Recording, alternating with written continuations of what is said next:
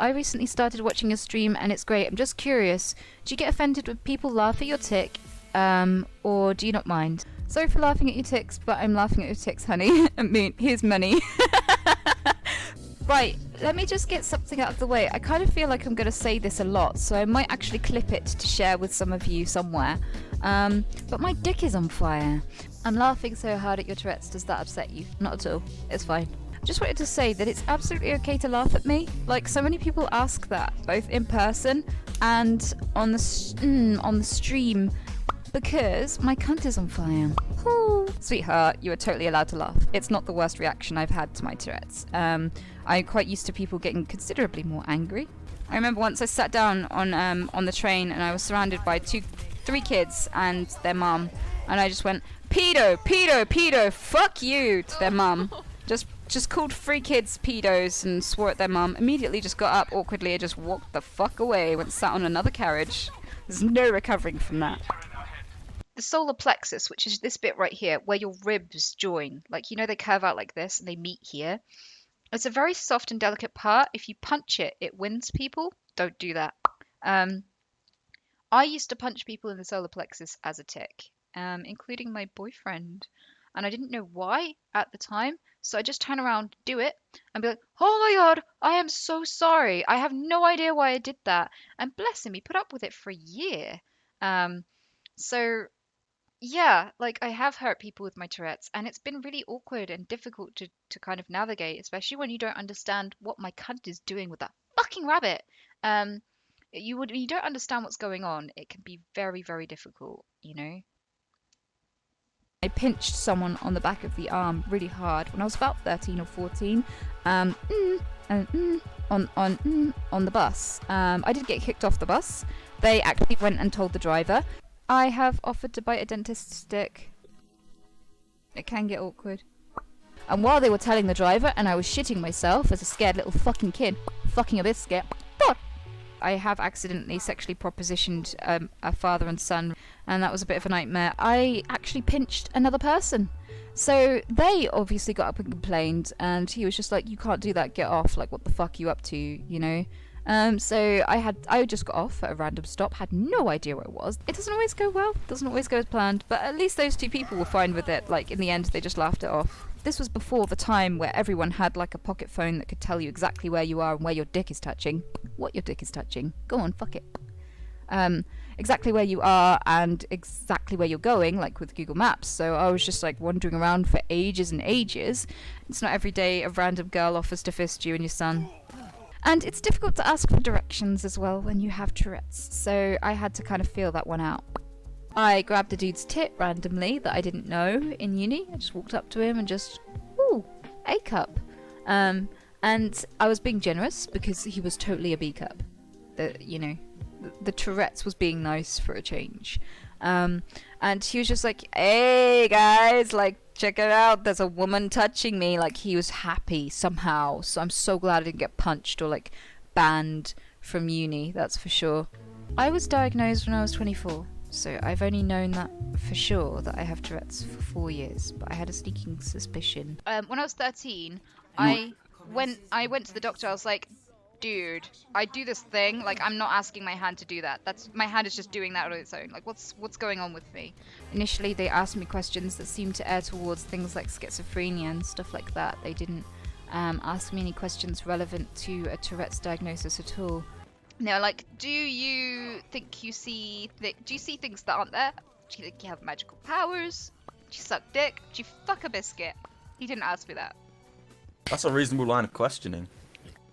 I don't know if it was my age or the fact that I went to get the diagnosis alone by myself instead of having like a parent bring me in or whatever. And I said no. And he was like, oh, you're young. You're probably just attention seeking.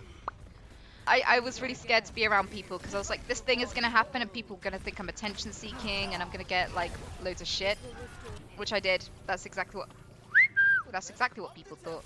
So I got really isolated because of it, and they didn't help.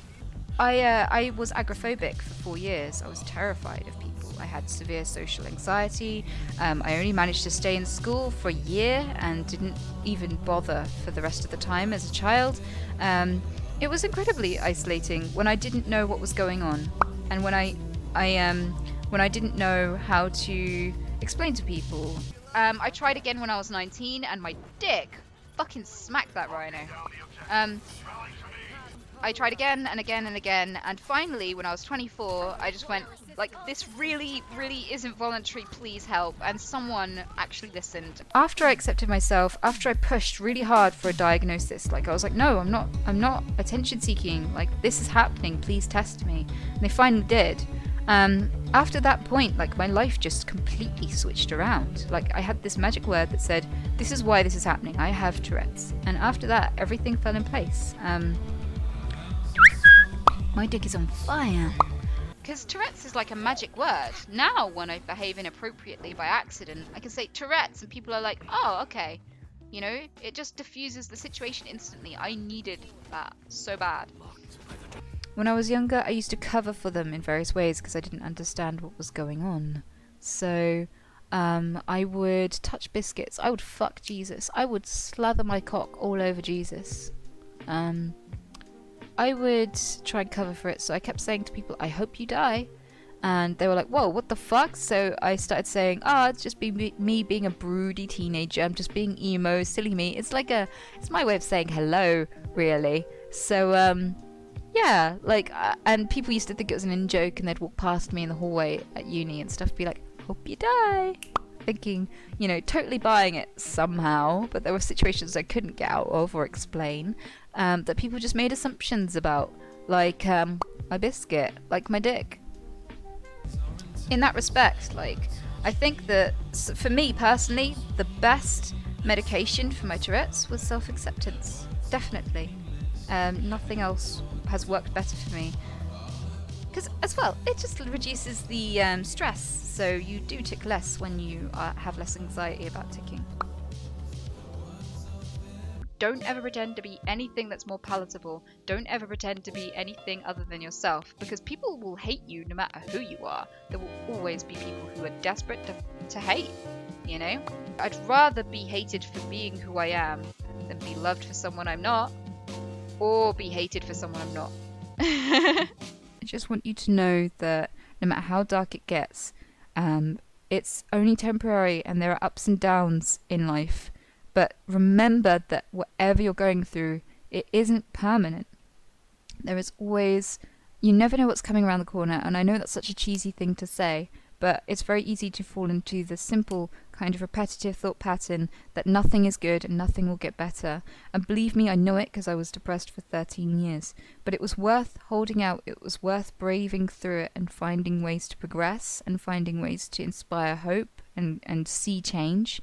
Those things really dragged me out of it. Both the ups and the downs are a privilege, because just being able to be aware and experience things is one of the rarest things that ever happens in the universe. You have a brief time to love and loathe and fear and just experience everything.